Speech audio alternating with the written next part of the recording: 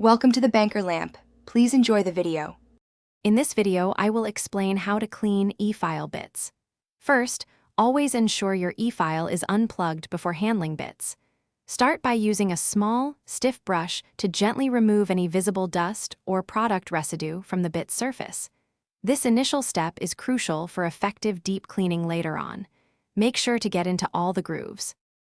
After initial cleaning, immerse your bits in a specialized cleaning solution.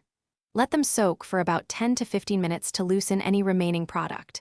Then, use a brass or nylon brush to thoroughly scrub each bit, ensuring all crevices are clean. This step is vital for removing embedded particles.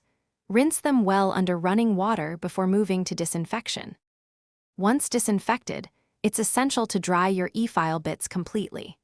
Use a clean, lint-free towel or an air dryer to ensure no moisture remains, as this can lead to rust or bacterial growth. Store your thoroughly dried bits in a clean, airtight container or a designated bit holder to maintain their sterility and protect them from damage.